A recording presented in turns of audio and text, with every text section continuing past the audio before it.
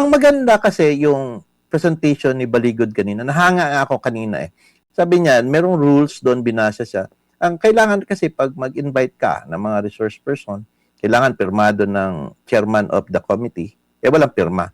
And approved by the Senate President, walang pirma. So, ibig sabihin, bakit walang ganon, no? So, ibig sabihin to talaga, maybe they sent that notice, they were afraid to do that because wala talagang basis. Kaya, Baligod was there, not really to attend and recognize the Senate Blue Ribbon hearing nila Tulpo, but actually to clarify things. So, but he said, yes, I'm ready. If they want me to speak, I'll speak in a consultative meeting. Kaya lang, biglang tinigil yata ng yung consultative meeting allegedly, no? Tapos pagkatapos nakapagsalita si Matibag, pagkatapos po na justify, no? Kaya nga, I would agree with the statement of Senator Alan Peter Cayetano that it was actually a cover-up, a clear cover-up of things, no? Talagang para ma-absuelto, no? It's not for the truth. Isa rin sa ginagamit nila, attorney, ay yung nangyari daw noong Drilon. May 5, 2015 kung saan nakakuha sila ng quorum na 12 out of 17 na available na mga senator, habang meron namang at least 7 na kinonsideran nila na beyond the jurisdiction sa Senado, which is, kung di ako nagkakamali, parang meron lang atang 4 ata doon na nasa abroad. Yes, sir. Attorney. Oh, yes, sir. Ang difference po naman noong Drilon decision was that, remember, nandun po yung mga minority noon. Ang grupo ni, nandun ang Senate Minority Leader, if I'm not mistaken, present doon. There was this minority leader. At saka meron pong mga minority bloc doon, and there were no objections made. So, ibig sabihin po, natuloy po yun. So, as long as there will be no objections on this particular situations, they could lower it down, no? At second, ang nabasa ko po doon sa journal na yon is that ang ginawa nila yung ordinary business lang, proceedings, wala naman talagang basically na pagpapalit, talagang yung resolutions, ano yung pinag-approve nila, yung mga batas, pinagpapasan nila. So, it's a day-to-day business, no?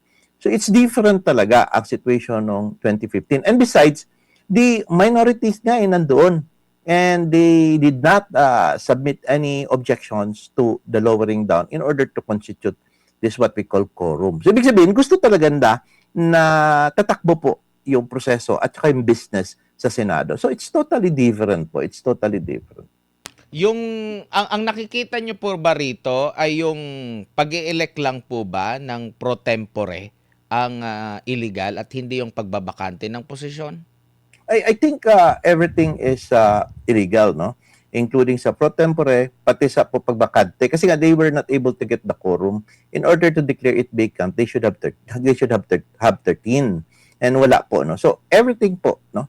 At makita po ninyo talaga, Sir Admar, that they know for a fact that illegal po ang kanilang quorum because in the sense that, number one, si Erwin Tulfo still recognizes Senate President si Alan Peter Cayetano. But they say the purpose of quorum to open to reorganize the committees is pwede na yung 12 nila. But however, these proceedings nila ngayon, pagdating mo sa, itong nangyari ngayon, pinagpipilitan nila na hindi po siya hearing, kundi meeting lang. Ang captions ka doon sa mga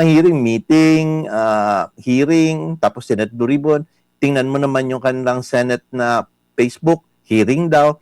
Magulo because, and Kiko Pakinaynan was trying to explain kanina na hindi talagang consultative meeting ito. Pero sa invitation nila sa mga resource person, attorney, hearing ang ginamit nila doon. Yes. Because they knew for a fact that they are afraid that possible ma-question ang pag-constitute nila at saka yung usurpation of authority daw. Marami nagsasabi, no? But I haven't studied that much on usurpation. But ang maganda kasi yung presentation ni Baligod kanina, nahanga nga ako kanina eh. Sabi niya, merong rules doon, binasa siya. Ang kailangan kasi pag mag-invite ka ng mga resource person, kailangan pirmado ng chairman of the committee, walang pirma.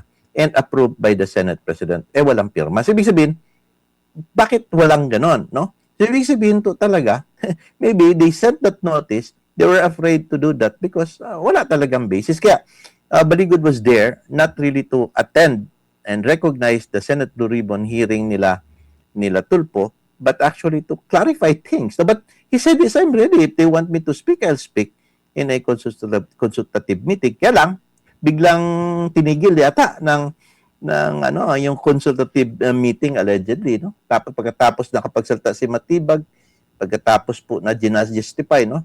Kaya nga, I would agree with the statement of Senator Alan Peter Cayetano that it was actually a cover-up, a clear cover-up of things, no? Talagang para ma-absuelto, no? It's not for the truth. It's just, if you notice, the Tulfos there were trying to, especially si Rafi was trying to lead the ombudsman representative kung anong gagawin nila, kung kan kulang dito. If you will read between the lines po, no? Kami, basa ko yun siya. Is Clary trying to ask, what will you do kung sakali ganito? Hindi naman pwede yun. You're trying to ask questions that would somehow preempt the investigation and trying to lead the witness to say something na parang favorable po, no, sa mga naapektahan sa kaso. So, kita ko talaga it's more on, tama po, it's more on cover up, no. It's trying to